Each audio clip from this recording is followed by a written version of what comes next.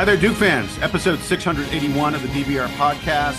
This is going to be Jason and Donald talking about the Notre Dame game. The game that is a weird one. Donald, as I'm thinking about this game, as I was putting together my notes and the such on it, I was just like, this is a really weird one to recap. How are you doing? It's Sunday morning around 9 a.m., 10 a.m., I should say. What's up in your world? I mean, feels great. I know you have gone through some snow, so glad to see that Yeah. you were on here. I know that you lost power for a little while, but up here has been fine. And thankfully, we got the answer to a very important life question yesterday. Maybe we should talk about it. What's the life question? What's the meaning of life? Meaning of life is Cooper Flagg. Yeah. They answer the question of life, the universe, and everything. For those folks who don't know, they're Douglas Adams. I want to start with something, Donald, before we get to the headlines. Host privilege here, because we had a few folks write in about my comment on the preview where I said, "Look, I want close games, not all the time, but occasionally. I want this Duke team to be tested." And people are like, "Well, Jason, you got your wish here." I want to point something out. I'm not so sure. I did not get what I really kind of think this Duke team needs in terms of having an occasional test, because Notre Dame never once put possession pressure on Duke. Like, we never had a possession where you felt like we must have a bucket here, or we must get a stop here, or we could really lose this game. I mean, Duke opened this game with a 97.3% chance of winning, according to Ken Pomeroy. 97%. After the first few minutes when we raced out to a 14-0 lead, it never dropped below 98% the rest of the game. So, I mean, great on Notre Dame that they had a 15-1 run in the final few minutes to make it a 5-point game. And great that they got a steal and had a shot to make it a 2-point game. That would have been possession pressure. But frankly, despite everyone being like, "Oh, Jason said he wanted a close game and suddenly got this," we didn't get this was not a close game. The final score does not indicate what this game was like. There was never a single second in this game where you said Duke must get a bucket here. Am I wrong? Do you disagree? So remember on the preview when we were talking about this, you mentioned, yeah, I want Duke to be tested. I want them to have some pressure. And what was my response? I don't. Yeah, My no, I response know. was that. Yeah, Yeah. and I was like, hey, I don't want none of that. And so yesterday was interesting because, yeah, we kind of got a taste of our own medicine. Remember, like we finished the game against what was it, SMU on an 18-0 run. I'm sorry, Exactly. Pitt. Yeah. It was This is yeah. the opposite. Yeah. This was the opposite. So, and I think someone pointed out the fact that we ended the Pitt game on that 18-0 run, and then we started this game with a 14-0 run. And so we had 32 consecutive points. That's outrageous. Again, historic stuff we're talking about. And we got a taste of that in the last 5 minutes of the game against Notre Dame, because Notre Dame, did not quit. And good on them to do that. I don't know that I'm necessarily with you in the fact that it wasn't a nail biter, because when you are used to 20-point blowouts, which is what we had in all the other 5 games in the ACC so far, a when you get down to 8, 7, 5 points and potentially, a shot to make it two, yes, I mean, you start looking for your nails a little bit. You may not be biting them, but you're looking for your nails. So was it the test that we are looking for? Probably not, but we got it. And I think that's the thing with just college basketball in general. You were going to be presented tests. It's a pop quiz, ladies and gentlemen, throughout the entire season. Every time you step into a court, anything can happen at any given point. You have to pass every test when it comes about. And, Jason, you're a movie guy, Crimson Tide. What happens? They have a fire. Some guy is in cardiac arrest, Right. and they run a drill, right? Because that's the perfect time to run a drill, is when everything, is chaotic. So the fact that Notre Dame kind of made this game a little bit chaotic, and then at the same time was like, okay, here's your test. That test presented itself in a form that we are not used to seeing. We were able to finally overcome it. But yeah, that's the test that we need. And you never know, again, down the line, we may have another team that kind of puts on a flurry late. We'll know how to handle it better next time. Yeah. I would just like to point out that with 6 minutes left in this game, 6 minutes left, Duke had 79 points. Notre Dame finished with 78. So, Mhm. like, they never even got there. Right. To say nothing of all the free throws that Duke made in the final minute to to establish the final score. All right, Donald, let's get to the headlines. I didn't mean for us to have a full discussion of the game, but I thought that I wanted to put that in perspective for Hmm. folks, for people who are like, "Oh, this was a really close." This was not a really close game. Anyway, let's get to the headlines. I'll start. I got Chris Immershine gave us Irish voicemail is broken. They have no answer for Cooper Flagg. Uh, the number of Cooper Flagg connected headlines is voluminous. Let's just put it that way. And I thought that one was a really clever one. No answer for Cooper Flagg by the Irish. Yeah, this is a simple one from Anthony Jacks. He always signs his emails Anthony, and Jacks is in his emails. I'm just calling him Anthony Jacks until further notice. But he wrote Cooper is Duke's four-leaf clover as the luck of the Irish falls short, which I think is a perfect tie into this game. William Caberge gave us Flagman Railroad Irishman, and an allusion to both Cooper Flagg and Kalman Malawach. I thought that was a good one. Yeah, Mark Esselstein wrote Duke intensity wanes, but Flagg reigns as Devil's Dump Irish. Again, a lot of alliteration, a lot of rhyming. I like that. Ted Allen. We mentioned this at the top Yep, yep. with the Douglas Adams book, Life, the Universe, and Everything, where the ultimate answer is to the question of the universe is 42. Ted Allen gave us this one. He said, Coop's 42 is the ultimate answer to the Irish, the universe, and everything. We had several that sort of played off of this 42 Hmm. theme, and I thought Ted's was the best. Yeah, David Gorrit wrote in. He also said Duke lets its freak flag fly as consistent Cooper curtails comeback and collapse. Whew. I read that one in one take. That's all I gotta say. All right. I got a couple rhyming ones as my final ones. Bobby Weinberger. The Irish intended to leave Duke feeling blue, but Cooper stepped up and poured in 42.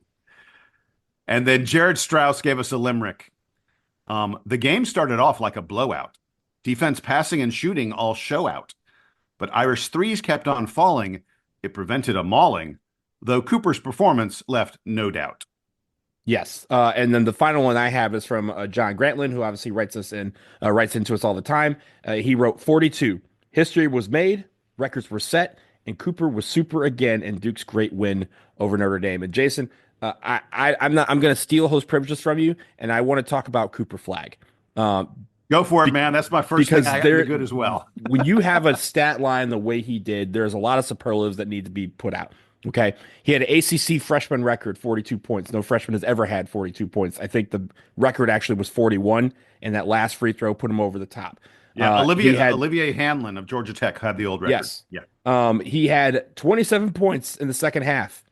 That's a lot. He drew 13 fouls in this game while only committing one himself. The last guy who had a 35 5-5 game. Now Cooper had a 45-5. The last guy who had a 35-5 game, John Shire, the coach. I know he was looking at Cooper going, man, I did that. I think he was a senior when he did that, and not a freshman. It's the No, first. he wasn't. It was 2009. It was his junior Okay, so year. junior year. Actually, His wait, I'm wrong. It was December of 2009. So That that was would a have senior floated year. into, so he was a Yep, senior. It was yep. against Gardner Webb, though. I mean, not that Notre Dame is like great, but They're ACC not team Gardner Webb. versus a, mid-major. So yeah. It's the first 40-point game for Duke since January 28th, 2006. Jason, that was the JJ Redick game against UVA. Similarly, in that game, JJ scored 40 points, going 11 for 13 from the floor. Cooper did it, doing 11 for 14 from the floor. So he had a similar, stat line right there. Also, the 42 points, the most by a Duke player in a game since Danny Ferry set the record for Duke with his 58-point outburst against Miami in December of 1988. And by the way, for folks who don't know the story of that game, that was a game that was not televised. You Mhm. could only watch that game on the Sunshine Network, which, was like this, satellite thing. Almost no one saw that game live, but I was one of the ones who did. I went with several buddies of mine to a sports bar and we watched that game.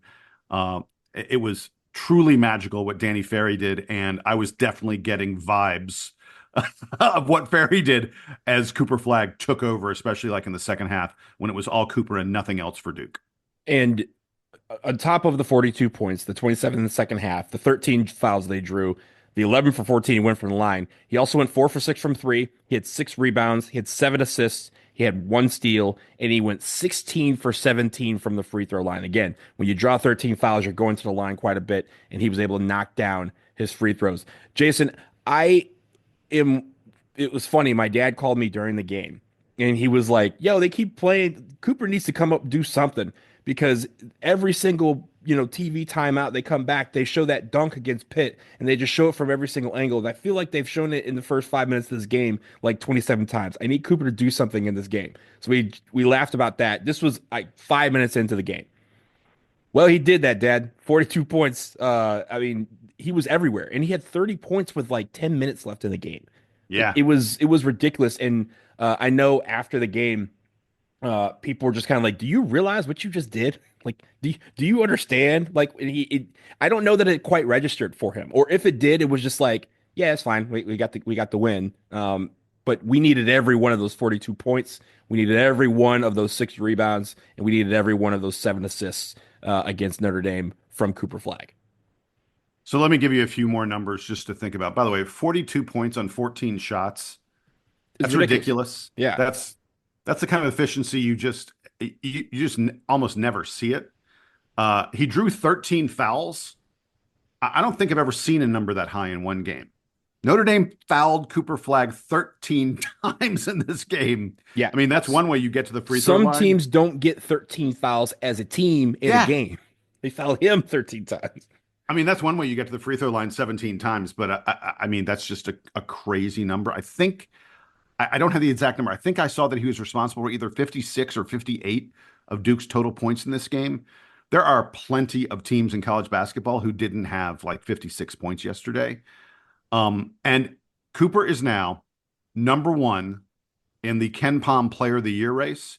It should be what Ken Palm does for his Player of the Year. It's all statistically based. It's all based on efficiencies. It has to do with your minutes played, your usage rate, and how good your like offensive and defensive efficiencies are, and things like that. So Cooper's now number one. And Johnny Broome of Auburn had been number one like all year long with just absurd numbers. Johnny Broome is still high enough that he would win Ken Palm Player of the Year in like all but 2 years of the past dozen years. It's not that Johnny Broome has come down. Cooper is number one because Cooper has now passed Johnny Broome. The only players in the past dozen years who have a higher like overall efficiency rating that Ken Palm puts together were Zach Edey last year and Frank Kaminsky of Wisconsin in 2015. I don't know if folks remember. I mean, 2015 is remembered for Kentucky being almost undefeated, for Duke winning a national title with all the freshmen. But Frank Kaminsky of Wisconsin was outrageous that year. Anyway, those are the only two players who have a better sort of statistical profile right now than Cooper Flagg over the past dozen years.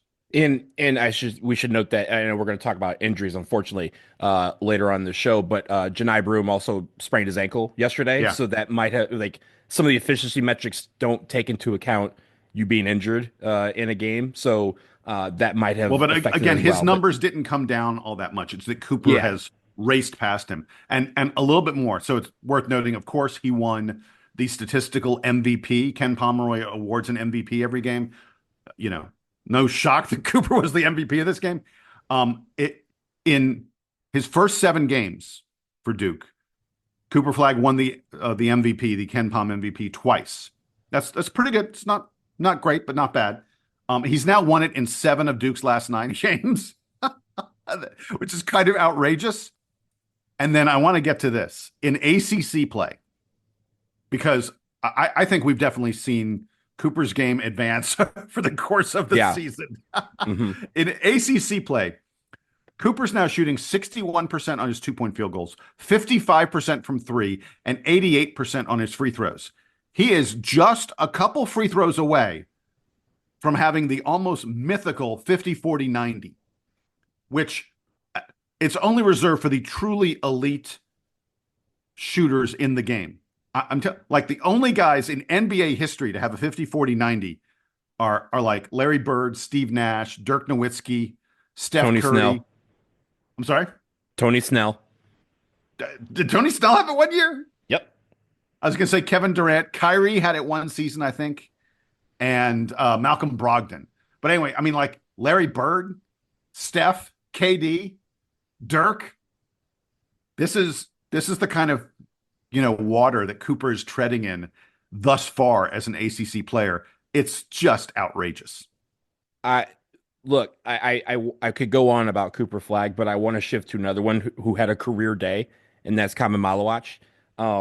19 points, 10 rebounds, one block, 6 for 7 from the floor, 7 for 8 from the line. We'll talk about free throws as a team later on, where we really excelled. But Man started out right. It started out with I believe it was a Cooper to Man alley It oop. was Khan to Cooper to Man for the Yeah, dunk. Yeah, yeah, with the beautiful short. opening play. Yep. Yeah, and they did it a couple times. That short pick and roll that led to a defense collapsing on Cooper Flagg, and he just laid it over the top for Man to throw down. But Man was a force on both sides of the floor. Again, the altered shots category was probably in the teens once again. We stopped counting after the first like 5 minutes of the game.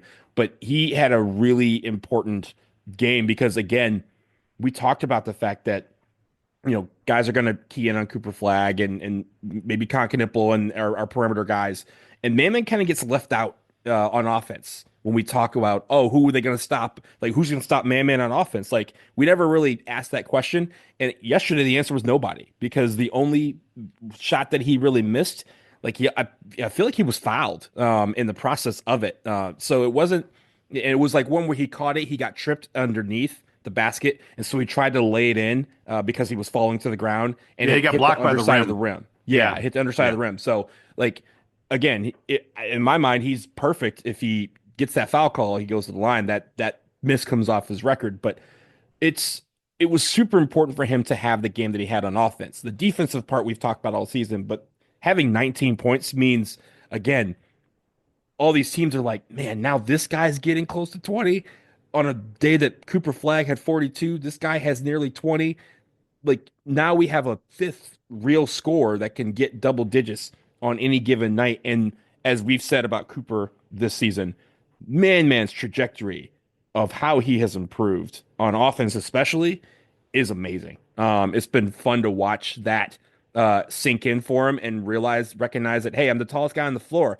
If you throw the ball higher than anybody on the floor, I will be the one that goes and gets it. And so we have that, but also just his ability to get open. 7'2" guys usually don't have the athleticism or the agile agility to kind of like get open on a possession like a guard would, right? They're not running through screens, they're not curling around on the baseline, but he finds a way to get open. And even when you know that the ball is going to him, you look up and see the ball in the air and you turn around and you go, how is this dude open? Because he's working his butt off to get open and he's working his butt off to get other guys open for even better shots. So I'm really like what I'm seeing from Man. On this game, as you mentioned, he shot 6 of 7 from the field. On the season, he is now shooting 83.9% on his 2-point field goals. 84%, 52 out of 62 on the season. Pretty good. That's kind of outrageous. I'll take it. Yeah. He has the fourth highest overall efficiency rating among all players in Division One basketball. Come on, what are we even talking about here? And by the way, you mentioned the free throw shooting. He hit 7 of 8 in this game. He's now shooting close to 78% in the season. You can't foul him because he's going to hit those free throws. Although my bet is if I was a team, I probably would try to foul him because he's even better on 2-point shots than he is at the free throw line. So I guess you got to foul him. I don't know what you do with him. On the week, Kaman Malawach has 30 points on 10 of 12 shooting and 10 of 12 free throws. He grabs 18 rebounds. Unbelievable defense, as we always talk about. And he isn't even in consideration for player of the week. Yeah. Oh no, I considered it. I considered giving it to somebody who is not Cooper Flagg, but 42 points. He gave us the answer. So that's what that is. Jason, you mentioned the free throws, and I want to zero in. I know we're talking about some of the players, but I want to focus on the team stats for a second. I just like to point out that I'm no longer hosting. No. You do such great segues when you're host, so Go it's for good it, for me. man. 30 for 35 from the line. That's 85.7%. Like we say, 75 to 8%, you're doing really good. That's what we're aiming for as a team. When you're shooting 85.7% from the line, that's even better. And I think during the ACC, our percentage from the line has crept up from what it was in the early part of the season where it was a cause for concern because we were shooting sometimes like in the 60s. But now that we're shooting in the 80s, again, like you said, people can't even foul us anymore because we're making the free throws and we're making them pay no matter what on every single possession. By the way, in the second half, Duke was 21 of 23 on their free throws, 91%. And we saw, in the final minute when nothing was working, the free throw line was still working for the Blue Devils. You want to get to the 3-point shooting, or are you Sure. done with the free throws? I'm Let's done with do the free three throws. Yep. point. Yeah. So Duke started out super hot, 7 of 17 in the first half, 41% on our threes. We cooled off in the second half for sure, but really good shooting to start this game. We've talked, this team sometimes has issues with slow starts. Didn't really happen in this game at all as we got out to a 14-0 lead. And the good shooting, I think, was a product of really good ball movement. Duke has 17 assists on 24 made baskets in this game. That's a better than 70% assist rate. I remember Con Knipple had a drive that he finished on his own. Cooper, of course, had like 3 or 4. And we had a couple putbacks, offensive rebounds. But other than that, almost everything was off an assist. And I really thought we did an outstanding job. Cooper, Khan, and Sion as well. Like, guys got in the lane, drew the defense, and either were tossing the ball up to man for a dunk or tossing it to a guy on the perimeter for a wide open shot. Really good ball movement led to the really good shooting in this game. Yeah. I mean, Cooper Flagg has 7 assists. Khan has 5 assists. Sion James has 3 assists. It Those guys were really active in passing the ball around. And I'm sure like in the case of like Sion James and even Con Knipple, there's probably a few of those assists that were like hockey assists that aren't on this stat. Right, But exactly. it was the pass to the pass to the pass down to man back out to somebody else who would hit a three or to Cooper who would, and then there was obviously some that were passes that ended up with someone going to the line, so those don't count either. So there's a lot of, and we said, part of Duke's ability to um, get into the lane, pass the ball around the perimeter, and find the best open shot, no matter where it is something that is not a Duke like thing, right? We like what we want that, but as Jordan Brenner kind of pointed out, that's not something that Duke had done in the past. It was a lot of guys going to the rack and doing and taking a couple dribbles. But this team has found out a way of like, hey, we can again work our way to get open. We're gonna find you. We're gonna give you the ball. There's a lot of cross court passes for open looks because they see the defense is so tight on one side of the court that if they throw it to the other side, you have two options to either shoot or drive, and you have nobody within 10 feet of you. So the idea that these guys are looking for each other through passing the basketball is one thing. And then finally, this is just a science thing. The ball will always move faster than a person. Always. So if you need to get out of a jam, Not if you roll it really, really slowly. well, rolling is not what we're talking about here. Chest passes, bounce passes. Look, Usain Bolt cannot outrun a bounce pass. He just can't.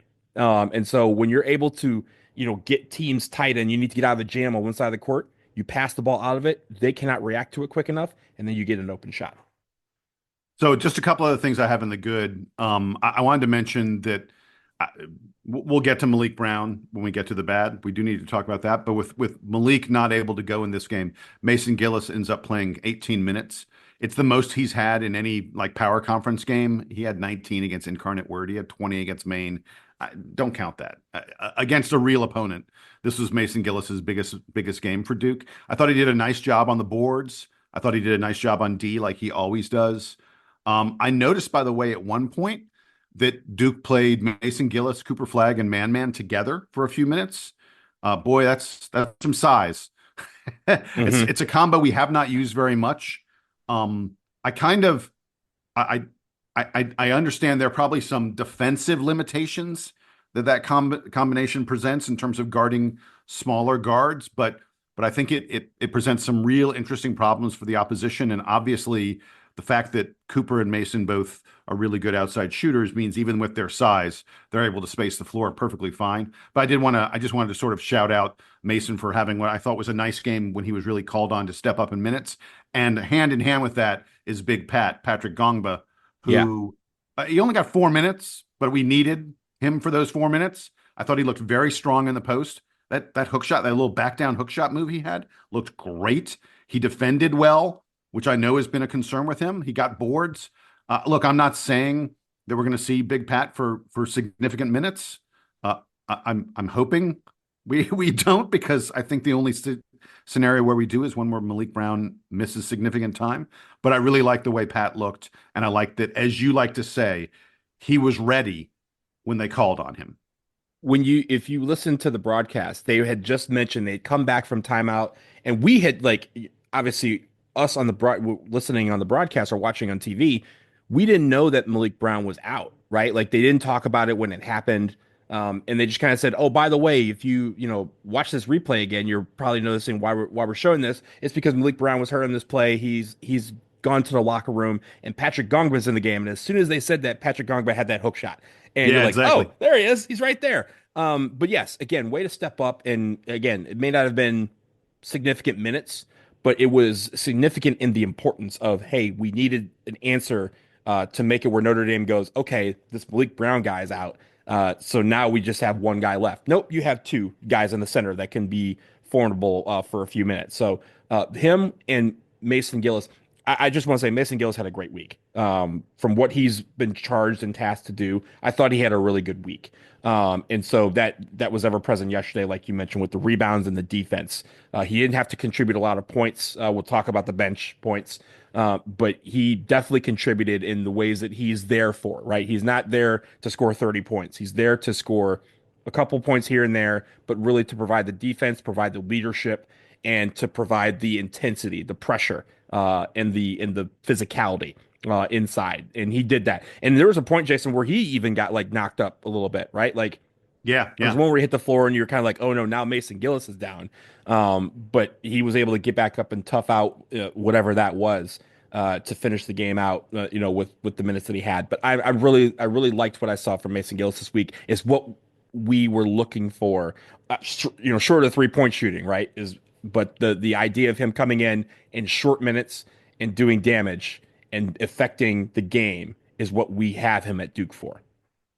Last thing I had in the good, and this is going to seem a little bit strange, but I wanted to mention something about the defense, because when we get to the bad, we will talk about the defense. I did think that we made things difficult for them. We didn't send them to the free throw line very much. Our rebounding, our defensive rebounding was excellent. They only got 5 offensive rebounds, and we out rebounded them overall 34-21. I mentioned the preview, Tay Davis, who is absolutely elite at drawing fouls, draws close to 7 fouls per 40 minutes. He only drew 2 fouls today. Cooper Flagg, who spent much of the day guarding him. I know Duke switches a lot, but Cooper was starting on Tay Davis for the most part. Cooper only had 1 foul on the entire day. I know, again, we're going to get to the bad in a moment, and we're going to talk about some stuff that was troubling on defense. But a lot of the defensive principles and a lot of the defense that has gotten Duke to this point was still present in this game. So I'm not going to put it all the way in the bad. I think there was still plenty of good stuff that happened defensively for Duke.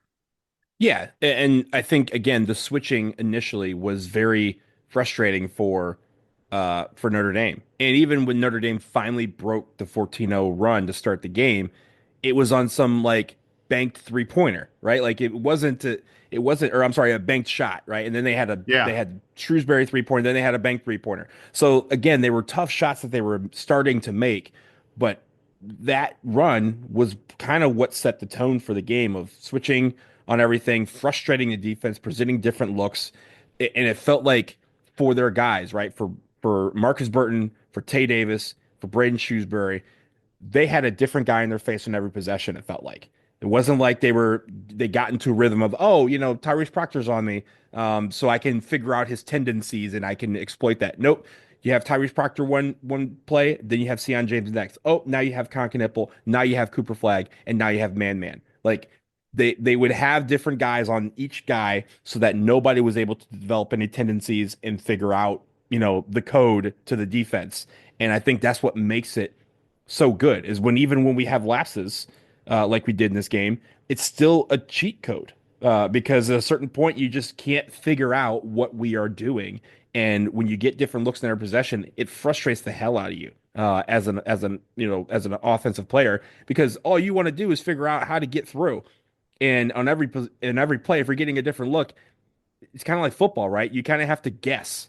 And I think what happened in a lot of those possessions, especially in the first half, is like, they guessed and they got right?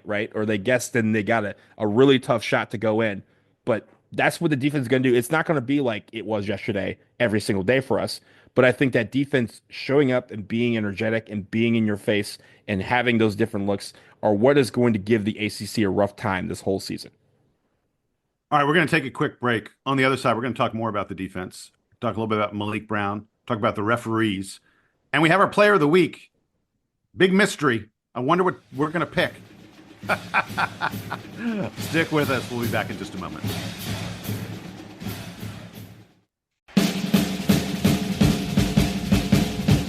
All right, it's a new year. Are you ready to optimize your nutrition this year? Factor has chef-made gourmet meals that make eating, well, easy. They're dietitian approved and ready to heat and eat in just 2 minutes so you can fuel right and feel great no matter what life throws at you. Jason, everyone has busy lives and some are more on the go than others. And Factor takes the guesswork out of meals. With 40 options on the menu each week, it's easy to pick meals tailored to your goals. You can choose from preferences like Calorie Smart, Protein Plus, or Keto. And Jason, here's the best part. The meals are delicious. I love the Factor meals. It's delicious food, it's nutritious, easy prep, and it caters to your schedule. It's a no-brainer. Okay, everybody, eat smart with Factor. Get started at factormeals.com/DukeBB50off. Use that code DukeBB50off to get 50% off your first box plus free shipping. That's code DukeBB50off at factormeals.com and get 50% off plus free shipping on your first box.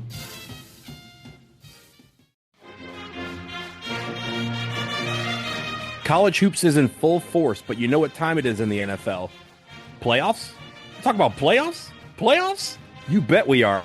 Get in on the action at DraftKings Sportsbook, an official sports betting partner of the NFL.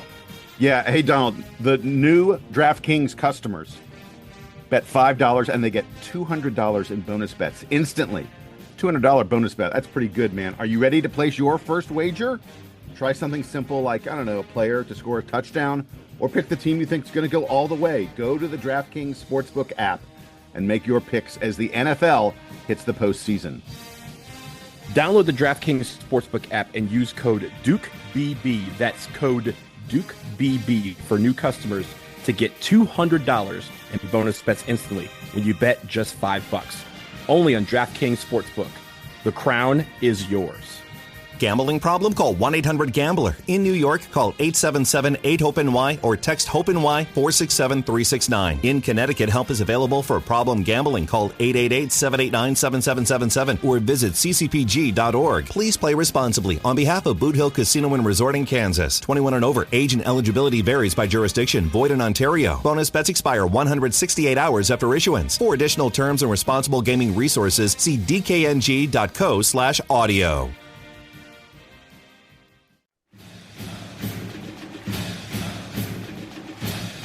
Donald, we're back from the break, and I want to continue literally the conversation we were just having about the defense. Mm-hmm. And you already mentioned, Notre Dame shot ridiculously well from three-point range. They frankly pulled shots out of their butt again and again and again. I counted at least, I didn't go back and watch the whole game, but I counted at least 4 threes that they hit with a shot clock about to go, bah! Remember I said you're going to hear a lot of shot clock violations in this game? Mm-hmm.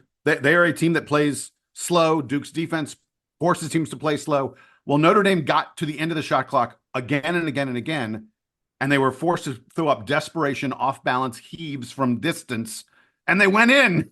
It was just crazy. Dave Jordan who's a great writer into our podcast. Dave Jordan hit the email box and said that at one point in the second half, Notre Dame was 12 of 17 on three pointers. That's 71%. That would be Hmm. ridiculous if you were just taking layups. To do that on three pointers, closely guarded three pointers, falling down off balance three pointers, it's ridiculous. And I mean, I guess we should praise Duke a little bit for not letting it weigh on us for us still having a big lead, but it was really, really frustrating. But there were also other points of concern, Donald, I thought, with the defense. We only had two steals in this game. We only Hmm. forced seven total turnovers. Marcus Burton, frankly, got where he wanted to get a lot of this game and was able to really move the ball around nicely for Notre Dame. Um, I mentioned earlier, I was talking about Duke, winning the rebounding battle, and Notre Dame only got five offensive rebounds. But did you see this? They turned their five offensive rebounds into 13 second chance points. Yeah. Basically, every offensive rebound ended up with a two or a three every single time for Notre Dame. Hmm. Uh, this was one of Duke's worst defensive performances overall. And you and I have talked extensively. Defense travels, defense is always there. What happened? I mean, what happened was we just ran into a team that shot crazy good out of their mind. And frankly, a lot of those shots, no matter how close you're guarding them, no matter how good your defense is, if a guy rises up, he has a chance to hit it. And Notre Dame just hit that chance. They probably, 20% chance. They probably hit the 20% 80% of the time. It was kind of crazy. We always joke that defense is something that always travels, it always fits in your carry-on. Well, this is the situation where we had to gate check our bag, and it was gate checked for about 15 minutes in this game, and especially in the second half. But yeah, I think in the first half I chalk up a lot of them because they caught up very quickly at the end to make it where it was an 8 point halftime lead, and that Yeah. was off of those were By the way, shots that that was I the felt. really quick. That was the story of the whole game. Duke would go out up double digits, like 14, 16, 18 points. Notre Dame would bring it back down to eight. Like that happened like four times, which is Yeah. really weird in a game. Well, in the first half, the way I was feeling about those is that it was luck, right? Like they were making some lucky shots and they made a few in a row. We had a couple misses, and when you're hitting all threes that are like, again, felt like trick shots. Because that's kind of what you have to do to get over our defense sometimes. And they were going in, you're kind of like, hey, you got to give it to them, right? And they caught up, and you're kind of like, okay, we just need to settle down, and we'll be fine. We did. The second half, we started out. We're like, okay, we're like you said, we're back up to 19 points. We're good. It's not that we're coasting here, but they've figured out, hey, we just got to. If we lock down on defense, these guys can't hit shots. But then they started hitting them again, and it felt like in the second half, it was more of a concerted. This is how we're going to run our. I mentioned that their offense can be helter skelter. It worked out for them this time. Yeah. That they were able to do that and kind of get into the lane. Marcus Burton was able to hit three pointers. A lot of guys were able to hit threes. Some of them were open, more open in the second half than they were in the first. And so that's where I say that hey, you got to give Notre Dame credit for sticking with the fight and working hard to try and catch up. Now, as you mentioned at the top, was it all for naught? Yeah, sure. But again, a much better team is going if they have that kind of run, a much better team can catch us. And I think Notre Dame had those tools where, we were able to see what it means for us to gate check our defense. And that's what happened in the second half, especially for several, a long stretch. And I think coupled with that is because we weren't getting any stops on defense, we weren't able to turn that around and generate offense out of it. So we weren't getting a lot of offense. There was that, was a 13-1 run that they had for the last 5 minutes of the game. It was And 15 to 1. Yeah. 15-1. Yeah. So It when they went from had the, and that, by the way, it went from like the 6 minute mark to the 1 minute mark. right. And so when that happened, you're kind of like, okay, I see what's happening here. They're penetrating our defense. They're getting points, and because we're not getting those wins on defense, we're not generating any offense out of it because that's what we love to do. And so when you are in a rut, it's harder. And we saw that in the beginning of the year when we had those slow starts. Man, our defense is just not this 13-2. How we overcome this? We just have to settle down on defense, but by then it's too late. At least for this time, we had the lead that we could pad, and a run would kind of eat into that, but at least we were able to withstand that pressure at some point. So I think for us, we just need to know that, hey, 40 minutes is 40 minutes. Have we had a full, complete 40-minute game yet? Probably not. And so that's what we're always working towards is a full, complete performance on both offense and defense. And that's how you get to where we are at this point, where you have a top 10 offense and defense in the country, according to Ken Pop. You have to put those together for 40 minutes because if you do, nobody should be able to withstand that. And I think what Notre Dame did is they hit some lucky shots in the first half, and then they settled down. They hit some actual shots through their offense in the second half, and they were able to break down our defense. And that's something we need to learn from because other teams are going to study that and go, okay, yeah, let's start out by not going down 14-0. But if we do what Notre Dame did in the second half, we have a chance to keep this game within reason so that at the end of the game, maybe we can get a lucky break here and there and we can strike. So I think that's probably what John Shire was most upset about was the fact that our defense just kind of, you know, I won't say took plays off, but they definitely weren't the defense that we are used to seeing so far this year. Yeah, I mean, I'm not so sure. I feel like the effort was there. I think it was just that Notre Dame was just shooting out of their mind. I want to get to a different thing that sort of a little bit connected, which is the officiating. Look, you and I, for the most part, don't complain about the refs. I think it's bad form to do so. I think the notion that refs are biased or anything like that is just it's crazy. But that said, there was some really, really poor officiating in this game. First of all, I want to mention John Shire got a technical. Shire very, very rarely gets a technical. I don't know. It feels like it may have been a little bit planned on his part, a little bit staged. I mean, like he went running out to half court. He knew he was getting a T there, so I think it was he sort got of his money's intentional. worth. Yeah. And I didn't think that one call was that awful. It looked like Cooper did. It was on an offensive foul by Cooper Flagg, and I think he kind of did lower his shoulder a bit. The defender was moving. It's not a great call, but it's not like I'm John Shire and I never get a technical foul, but I'm going to get one for arguing this one. I think that was Shire saying, I'm done with you guys screwing us because you've been screwing us the whole damn game. There were some far worse calls than that one in this contest. First of all, man on about half of his dunks was foul. Should have been 3-point plays. Yeah. There was one of his lobs, like at the 3-minute mark of the first half. I think it was the lob from Sion James, where they showed it on replay going to break, and you saw the Notre Dame defender like just crash his arm into both of Man's arms. Like he didn't hit one, he hit both his arms. If Man had missed the shot, there's no question that the ref would have blown the whistle and said that was a foul that caused him to miss. But because he made it, like the ref decided not to. That's not how it works. Hello, referee. That's not the way this is supposed to happen. The 3-second call on Man when Coop was hitting what should have been his 39th and 40th points. Where's that 3-second call? The 3-second call is like the 3-second call is like the mid-range jumper. It's almost obsolete, right? Like no one ever calls that anymore. Sure, you're supposed to pretend that you're getting out of the lane stuff, but no one ever does. I rewatched that play. Yeah, I guess maybe Common was in there for 3 seconds, but it was a really fast 3 seconds. Plus, Cooper was going up for his shot when they called it. They never do that. Like when a guy goes up to shoot, 3 seconds sort of ends at that moment. Look, I know a guy who is a former college referee, and he talks about officiating all the time with me. And he said this game was, and he is very reluctant to blame refs. He said this game was god awful. He said the refs were continually bailing out the Notre Dame ball handlers on just phantom calls.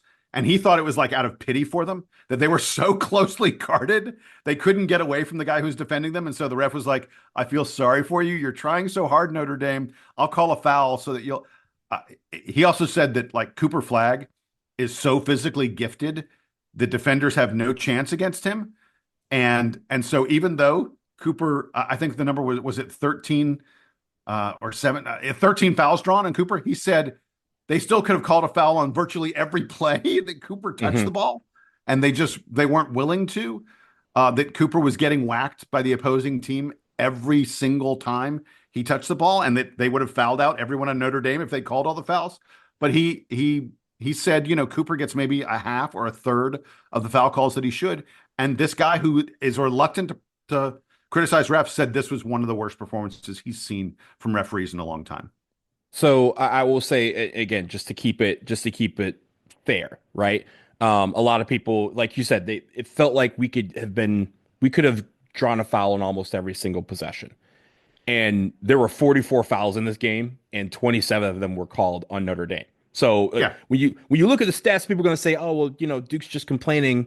I don't know why they're complaining about. It. They got 10 more fouls than Notre Dame did, but or 10 more fouls conceded or drawn on them than Notre Dame did. But I will mention, I know a reader emailed this or a listener emailed this to us, but the I think it boils down to inexperience on the college level. One of the referees was Eric Lewis. A lot of people in the NBA circles know who Eric Lewis is. He was not good in the NBA. And he retired in 2023 after an investigation was open against him. They suspected him of creating burner accounts on Twitter to go online and defend referee calls to fans. wow. And when they discovered that it might be him and they launched this investigation, he abruptly retired from the NBA before the 2023-24 season started. He then was out for a year, and this was just his fourth ACC game that he had refed. I think it was the first time he had refed one involving Duke. So there was a lot of inexperience there. A lot of those, and, we talk all the time about the Teddy Valentines and the Carl Hesses of the world, right?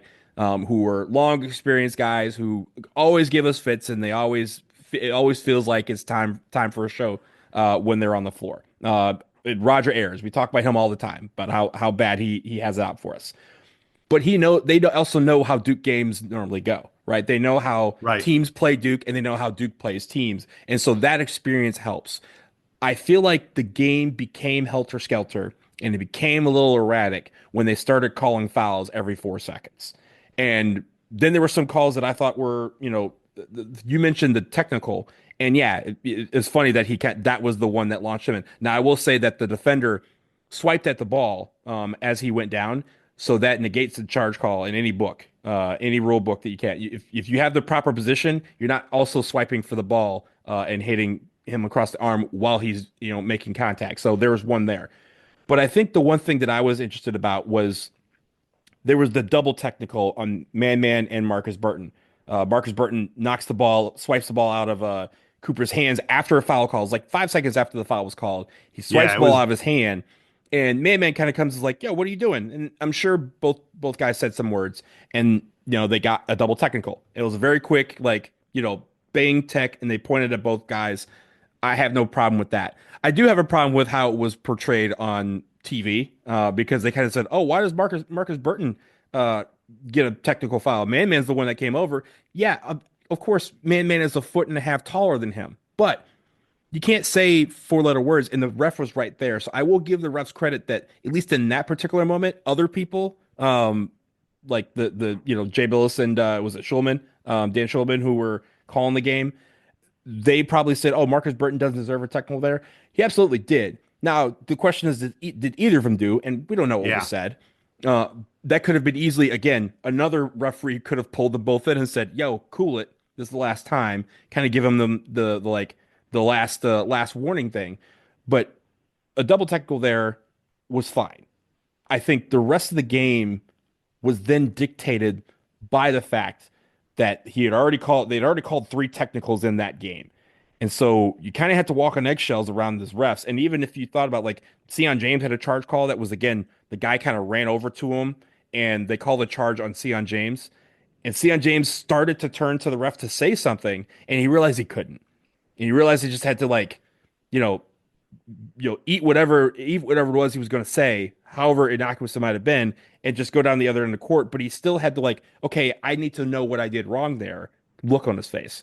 And so I feel like a lot of guys had to walk on eggshells and play on eggshells the rest of the game because of the number of fouls that were called and how there was no real momentum that we could generate in the second half because every few seconds it felt like the clock was being stopped due to a whistle. Let's get to some other stuff in the bad. Let's talk about Malik Brown for a moment. He Yeah. plays less than a minute. Mason Gillis sort of ran into Malik Brown's leg as Mason was falling down. No fault to anybody on this play. It's just the kind of thing that happens. I'm going to go ahead and say I'm scared that this is something structural. Malik sort of, still ran up the court a little bit. He then came out and he walked to the locker room, walked back to the Duke bench. But I'm still worried because John Shire in the post game said he was concerned. He didn't say, "Oh, we were just holding him out to be cautious." Shire, you get the impression from Shire that they think this might really be something. And it's worth noting, with Malik in the game, Duke switches 1 to 5. That's when our defense is best. And we even started to do 1 to 5 switching with man in the game. Over the past couple games, we started to, and man is really, really good at defending opposing quick guards. Well, we didn't do it in this game. We were, if we could, we were trying to switch back. We were trying not to get man stuck on Marcus Burton because honestly, when Marcus Burton got man on him, Marcus Burton got what he wanted for the most part. Now, a lot of it was like hockey assists. Like if you could look at Marcus Burton's assist total, it's not nearly as high as the number of points that he created by feeding a guy in the corner who then fed a guy on the wing who hit an open three. But with Malik Brown being hurt, which is bad, it forced Duke to play defense, not the way we wanted to. And I think one of the reasons that Notre Dame had such a big game from the field was that we didn't have as much Malik Brown as we usually do. And he is absolutely elite at defense. And God, I really hope if he has to miss like a week, I think we can live with it. But man, please don't let this be a long-term injury for a guy who has been an absolute monster on that end of the floor. When it happened, like I said, we didn't even know it happened until we came back from commercial and they were kind of like, oh, by the way, Malik Brown's not in this game anymore because here's what happened. And it felt kind of, again, he went out to the locker room. Jason, he was in the locker room for like 3 minutes and then came back, right? Like, and so when you walk back to the bench, you kind of, at least for me, I kind of felt, okay, like he's fine, probably going to shake this off. He was putting his warm-ups back on, like you would when you're on the bench. And then they immediately said, okay, he's out for the rest of the game. And you're like, okay, like he wasn't in the locker room that long. They're probably just being cautious. At halftime, he was walking around when they were doing warm-ups. He never once needed anyone else's help to get off the floor, right? He just walked off on his own power. He walked back on his own power. He was walking, around, and he was never, at least from what it seemed like, it didn't look like he was limping. It didn't look like anything like that. But like you said, when John said that he was concerned about Malik, because he said Malik is a guy that would normally just, okay, when that happens, he's going to get right back into the game. So the fact that he didn't is the alarming bell here. So hopefully, like you said, hopefully it's just like a contusion or something that's going to keep him out a couple of games. But it would be devastating for him to be out for an extended period of time because of this. Because again, it was such a weird, just an innocuous play that could change the trajectory of his season and ours, right? Because the one thing that I note is when they came back, they mentioned the fact that Malik Brown had 85 deflections on the season. And second place on the team is Cooper Flagg, and he has like 44. That is probably why, Jason, our number of Yeah. steals were down, right? Because a lot of that is generated by the fact that Malik Brown's in the game. He's deflecting the ball. And whether he gets the steal or someone else gets it, the ball is going somewhere other than where it's intended to the other player. So that is going to be where guys have to step up. And the defense has to be ever more active in the passing lanes to try and not necessarily fully replace that, but replicate it, because that is a big part of what we are as a defense is getting steals, getting turnovers, and going the other way and getting points off of them. Let's do a couple players in the bad, and I hate calling out individuals, but this is the reality of what we do here. I'll just run through them pretty quickly. Tyrese Proctor hits his first 3-pointer and then went ice cold. I think a lot of what was going on with Tyrese was he was just sort of sitting back and letting Coop cook, which is, I guess okay. But he only takes 1 2-point field goal in this game. He only had 1 assist. Tyrese was, and look, he played great defense, always does. But offensively, Tyrese, this was not what we've come to expect from Tyrese. Another guy, Con Knipple. By the way, Con missed another free throw. I think he's missed free throws in back-to-back games now, which probably won't happen again for this century, but he missed a free throw. But and I'm only kidding when I ask this, was Khan point shaving or something? Because in the final 5 minutes, he was really, really bad. He missed three pointers. He had a turnover. Tyrese Proctor, by the way, missed a 3-pointer in the final 5 minutes. Sion James missed a 2 and a 3. Common Malawach was called for 3 seconds. You know whose name I didn't mention there? I didn't mention Cooper Flagg's name. It's like, dude had like 38 points in the first 34 minutes, and then we suddenly forgot about him for 5 minutes. I didn't love that, but Khan's decision making down the stretch was just god awful. I mean, I don't want to say he nearly gave away the game. As I mentioned at the very top of this podcast, I don't feel like this game was ever in that much jeopardy. But man, and I forgot to mention, he fouled a 3-point shooter on an inbounds play. There was no screen. The guy didn't move or anything. It was just Khan was too far away from him. And then when the guy went up to take the shot, Khan got underneath him and fouled him. It was really bad. Like, Khan's a really good player. Khan's going to be a lottery pick. Khan had a really bad 5 minutes in this game. Let's just put it that way. Yeah, and he still finished with 13 points and 5 assists. So like there's a lot of stuff that he did well. But yeah, that last 5 minutes wasn't good for anybody who was on the floor. I will say the one that was concerning, or the people that were concerning, was our bench. Caleb Foster. Yeah, this is my next thing I had up. Yeah, go ahead. Caleb Foster and Isaiah Evans, they narrowly avoid trillions. They both had 0 points. Of course, Malik Brown was only in for 50 seconds. He only got the one rebound. But Mason Gillis and Patrick Gongba are the only two guys that scored, and they had a combined 5 points. And like I said, Gillis and Gongba on the defensive end, we thought they did well in the minutes that they had. But on offense, the one thing that has always been good is that we've had guys come off the bench and score a lot of points to help facilitate our starters and make it where there's no drop off on offense. I don't think there was much of a drop off on defense when they came into the game, but the offensive part, you can't have it where for 5 minutes you're not scoring any points because you have guys that aren't starters in the game. So, and again, this is kind of the ebb and flow that is Isaiah Evans, right? We have games where he'll score 18 points. We'll have games where he'll score 0. This was just one of those games. But I think Caleb Foster, again, is still showing that frustration in how he's playing it. It's showing, it's almost palpable when he's on the court. I noticed we had some people emailing in saying, "Oh, we should reduce his minutes even further." I mean, at this point, he played less than 10 minutes or just around 10 minutes. 10 minutes, yeah. Yeah, so like you're already in dire straits when it comes to him. Remember, he was supposed to be the starter this year and probably logging 25 to 30 minutes, and he's going down to 10. But I just think he needs to, whatever funk, when he breaks through this funk, is going to be fun. It's going to be like Jack White-esque breaking through. I just hope it's soon because I know for him it's probably not the best of times right now. But when you add that to the rest of the bench just for on offense just didn't show up yesterday. I think we thought that Caleb had broken out of the funk against SMU. Remember, he had a really nice game, especially a really nice second half against them. Those hopes have disappeared.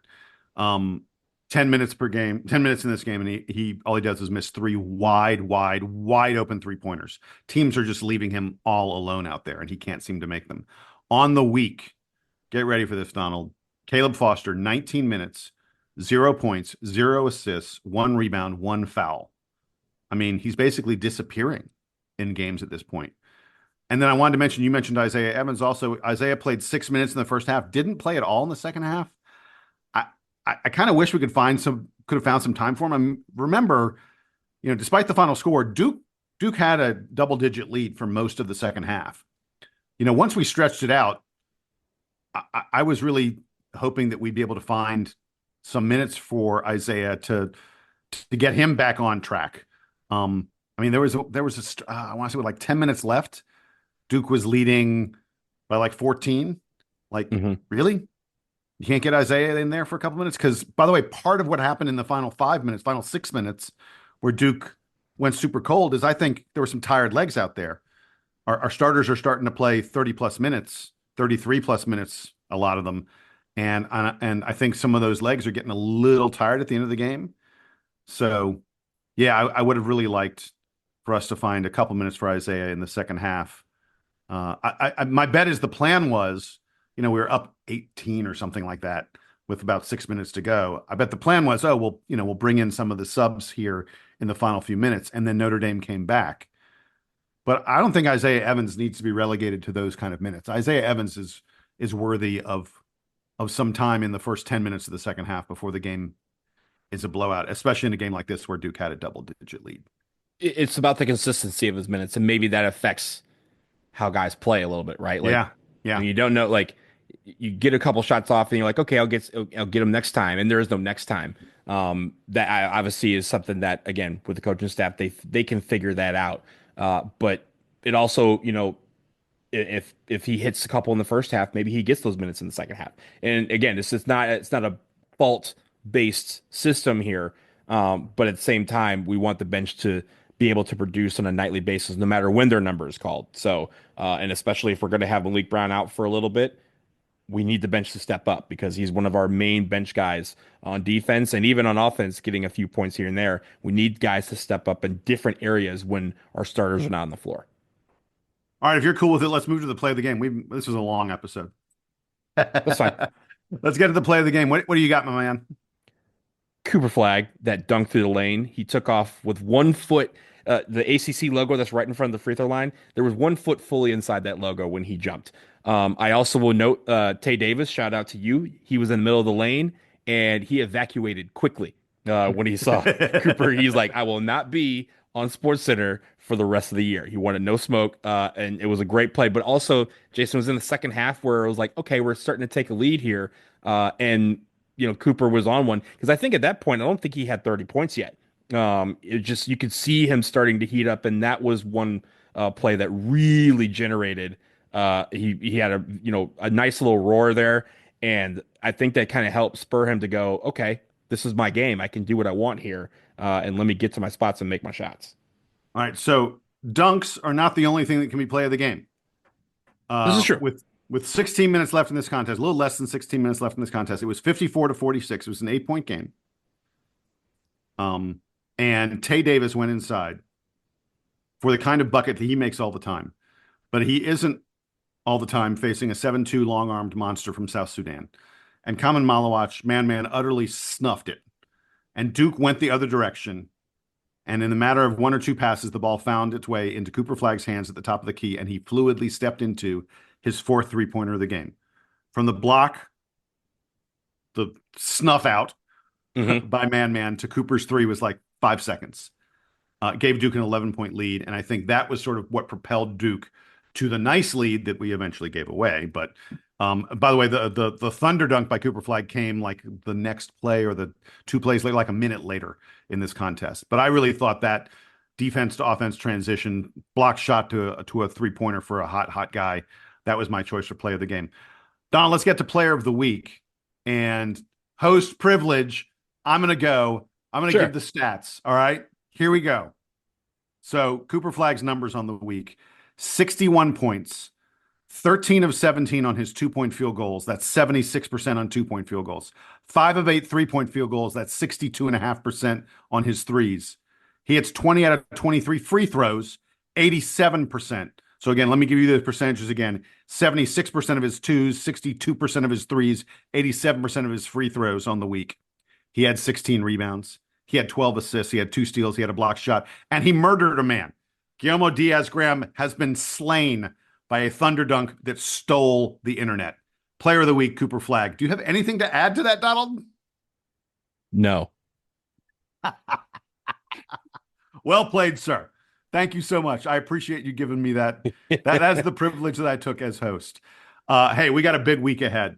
Miami and BC, 2 teams that we should just pummel if you look at their Ken Palm ratings, but 2 teams where Donald and Sam have a very close relationship to Miami and BC. I suspect at some point this next week we will get Sam Klein back on the podcast. I hope. He's going to be going to that BC game. He better show up and tell us a little bit about it. But until then, that's Donald. I'm Jason. This week was Cooper Flagg. And here's the Duke band that planned us out and taking us home.